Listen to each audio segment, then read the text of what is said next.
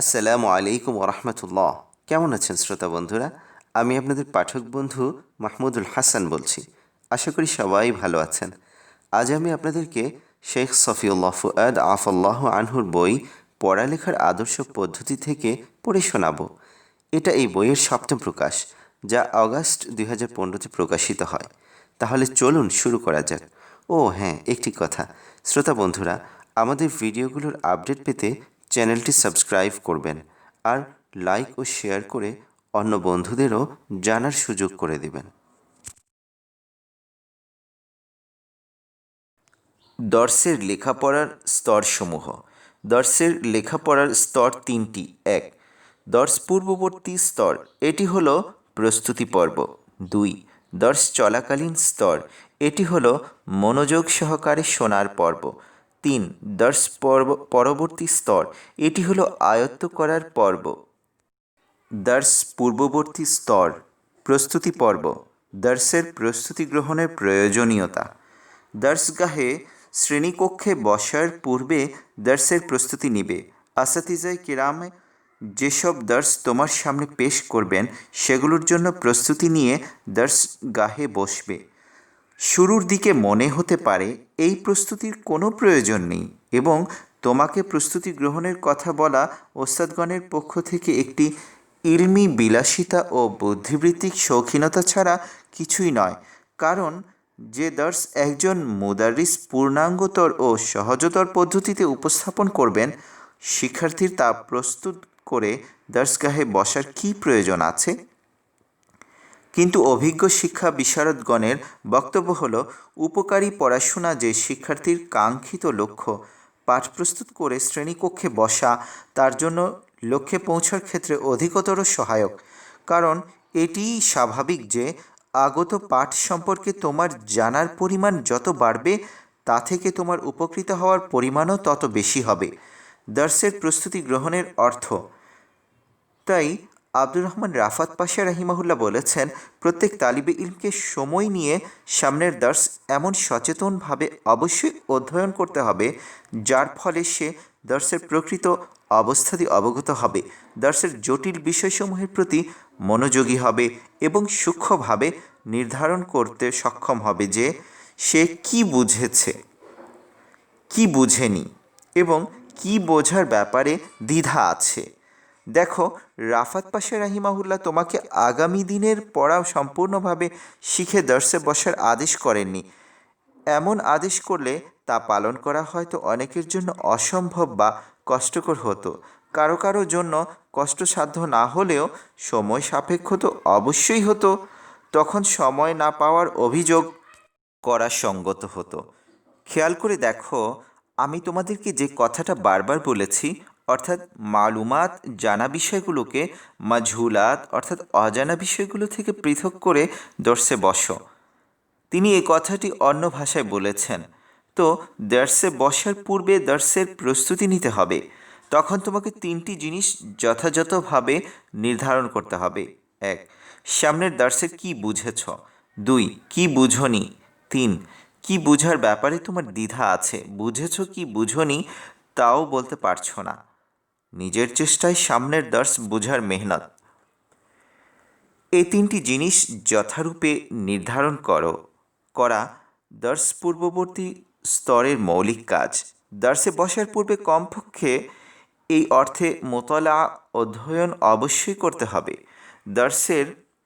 সামনের দর্সের যেসব কথা তুমি বুঝনি, যদি নিজের চেষ্টায় সেসব কথা পুরোপুরি বা আংশিক বুঝে দর্সে বসো, অনুরূপভাবে যেসব কথা বুঝো না, বোঝার ব্যাপারে তোমার দ্বিধা আছে, তুমি যদি হাওয়াশি, শুরুহাত ও কাওয়ামিস, টিকা, ব্যাখ্যাগ্রন্থ ও অভিধান প্রভৃতির সহযোগিতা গ্রহণ করে সেসব দ্বিধা পুরোপুরি বা আংশিক দূর করে দর্সে বসতে সক্ষম হও, তবে সেটা হবে তোমার প্রয়োজনীয় অতিরিক্ত চেষ্টা, তবে সেটা হবে তোমার প্রশংসনীয় অতিরিক্ত চেষ্টা। এর সুফল অনেক।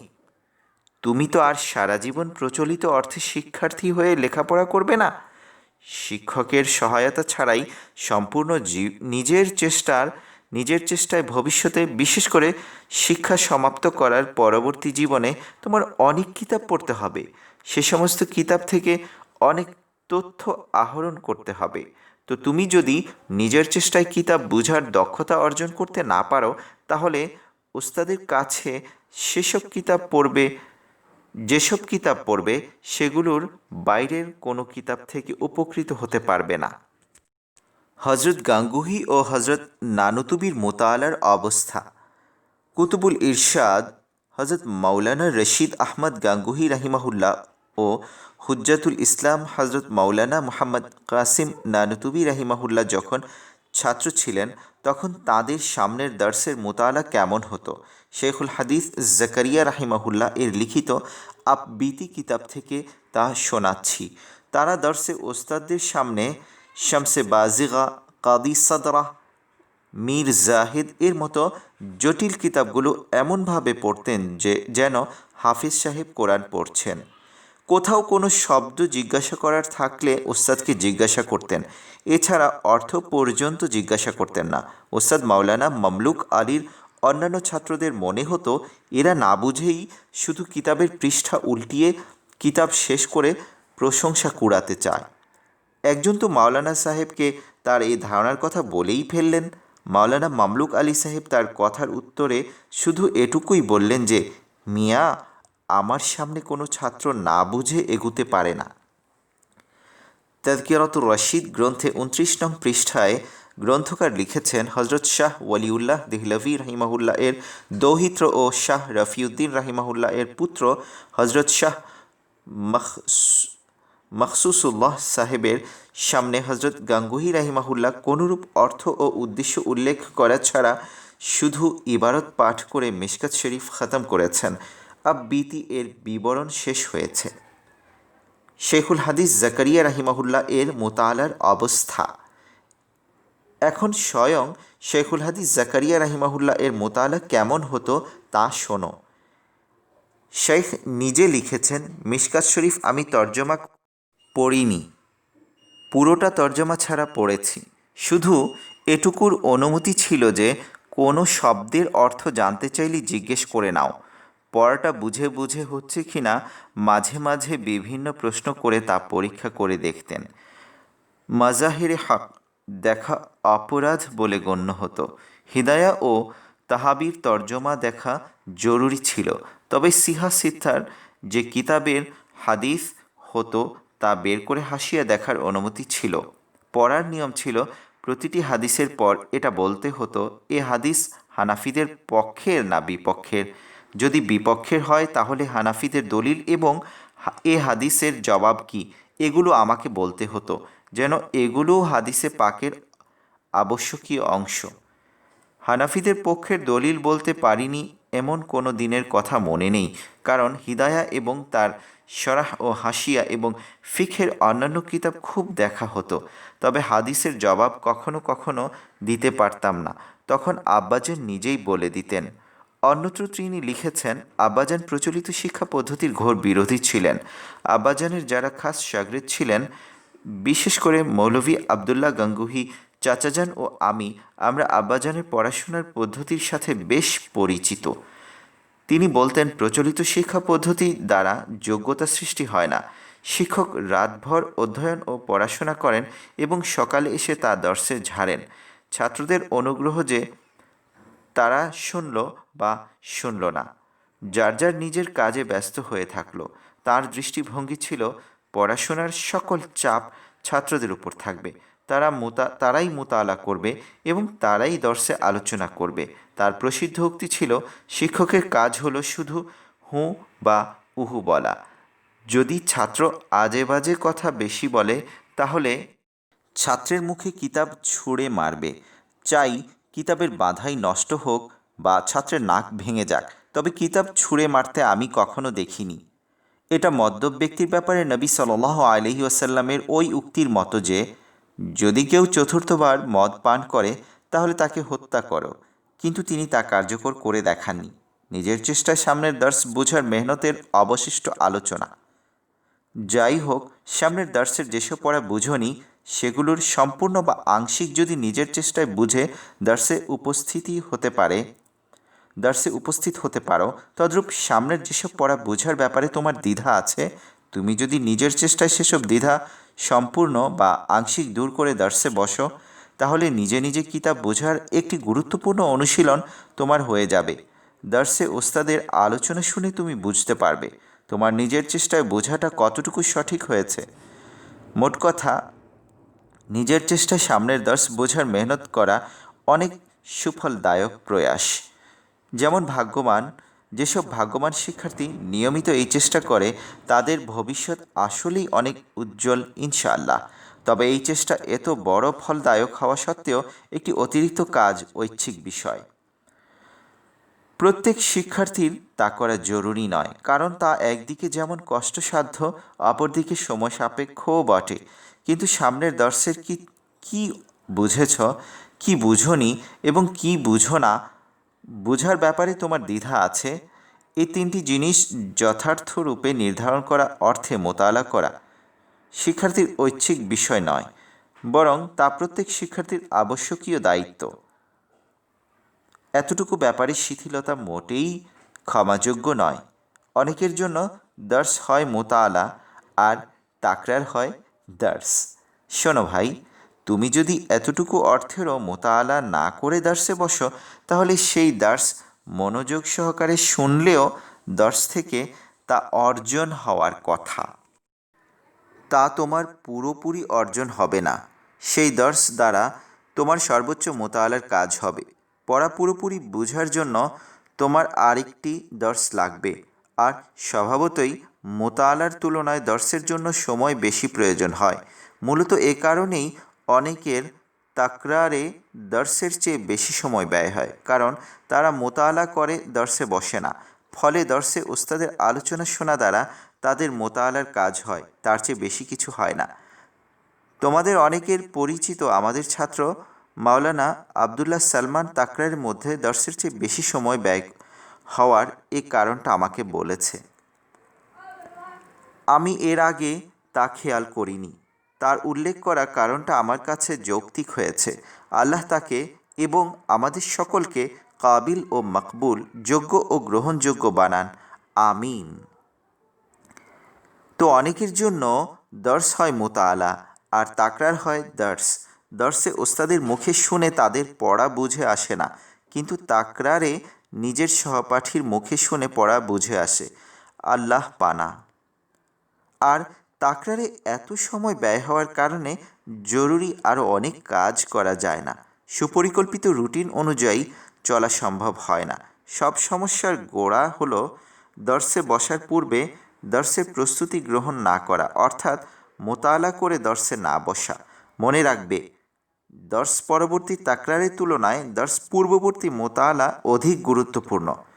ওয়াতুল বুয়ুতা মিন আবওয়াবিহা, ঘরে দরজা দিয়ে প্রবেশ করো। আল্লাহ সকলকে বুঝ দিন। আমিন। আমার মন চায় কোনো তালিবে ইলমকে মোতালা ছাড়া দর্শে বসার সুযোগ না দেওয়া অবশ্য করণীয় হোক। টিকা। শুনেছি আমার প্রিয় ছাত্র মাওলানা মুখতার হোসাইন নারায়ণগঞ্জ তার ছাত্রদের জন্য মোতালা করা আবশ্যক করে দিয়েছে।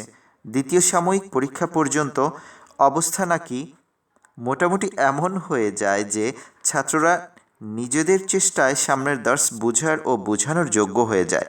মাওলানা মুখতার দ্বিতীয় পরীক্ষার পর তাদেরকে বলে, এতদিন আমি পড়িয়েছি, এখন থেকে তোমরা পড়বে। আমার কাজ থাকবে তোমাদের পড়ানো, শোনা এবং প্রয়োজনে সহযোগিতা করা। এভাবে সে এ পর্যন্ত, অর্থাৎ 1435 হিজরি, উসুলুশ শাসি, হিদায়াতুন নাহু, আল ফিকহুল মুয়াসসার, আত-তারিক ইলাল আরাবিয়া, আল জুজউ সানি, জামালুল কুরআন কিতাবগুলো পড়িয়েছে। আগামী শিক্ষা বছরে বছরে শুরু থেকেই এভাবে পড়ানোর আশা করছে। আল্লাহ তৌফিক দান করুন ও কবুল করুন। মোতালার সময় নোট খাতা রাখবে। প্রত্যেক ঘন্টার জন্য তোমার আলাদা আলাদা খাতা থাকবে। প্রস্তুতি গ্রহণের সময় পাঠ সংশ্লিষ্ট যেসব কথা মনে আসবে এবং পাঠ সংশ্লিষ্ট যেসব প্রশ্ন শ্রেণীকক্ষে তুমি শিক্ষককে করতে চাইবে, সেগুলো তোমার সেই বিশেষ খাতায় নোট করবে। এসব প্রশ্ন ও কথা আগামীকালের দর্স বোঝা ও আয়ত্ত করার ক্ষেত্রে উত্তম সহায়ক প্রমাণিত হবে। যে সকল শিক্ষার্থী পাঠ প্রস্তুত করেনি তারা পরবর্তী দিন শ্রেণীকক্ষে উপস্থিত হবে খালিউদ্দিহীন হয়ে ও পরিকল্পনাহীন অবস্থায়। পক্ষান্তরে তুমি উপস্থিত হবে প্রশ্নে ভরা মন নিয়ে।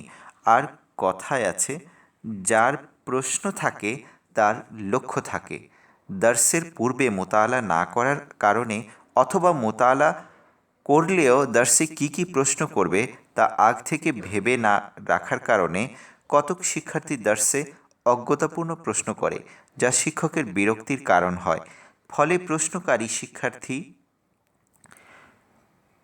তারপর আর কখনো প্রশ্ন করার সাহস পায় না। দর্সের প্রস্তুতি গ্রহণের উপকারিতা।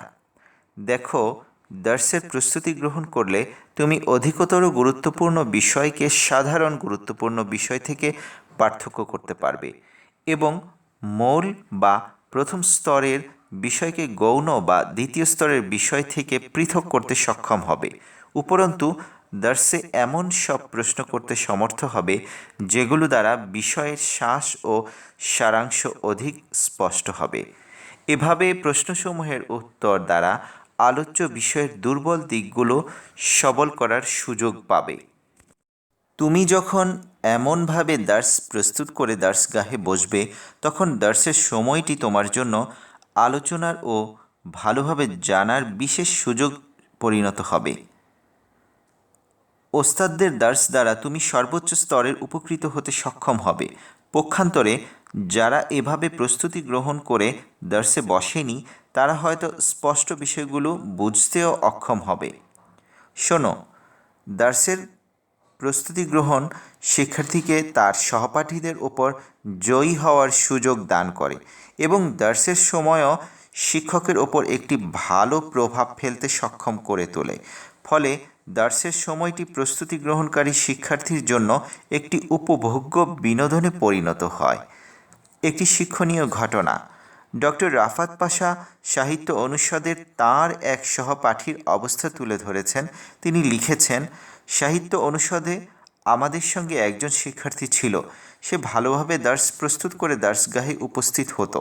তার সচেতন প্রশ্ন ও মূল্যবান মন্তব্যগুলো অনেক সময় দর্সের উপর প্রভাব বিস্তার করত এবং দর্সের ধাপগুলো পরিচালনা করত। একদিন এই শিক্ষার্থী অনুপস্থিত ছিল। পরদিন আমাদের শিক্ষক মহোদয় স্বয়ং তার সঙ্গে সাক্ষাৎ করেছেন। তাকে সালাম করে অনুপস্থিতির কারণ জিজ্ঞাসা করেছেন। বিজ্ঞদের যেমন বিনয় থাকে, সেই বিনয়ে শিক্ষক তাকে বললেন, আশা করি এরপর তোমাকে আমি প্রতিদিন উপস্থিত পাব। তুমি অনুপস্থিত থাকলে তা তোমার নিজের জন্য ক্ষতিকর নাও হতে পারে, কিন্তু তাতে তোমার সহপাঠীদের ক্ষতি হয়। এই শিক্ষার্থী এই স্তরে শুধু এভাবেই পৌঁছেছে যে সে পরবর্তী দিনের দর্স প্রস্তুত করে দর্সগাহে উপস্থিত হতো। শ্রোতা বন্ধুরা, আজ এখানেই শেষ করছি। কথা হবে পরের পর্বে, ইনশাআল্লাহ।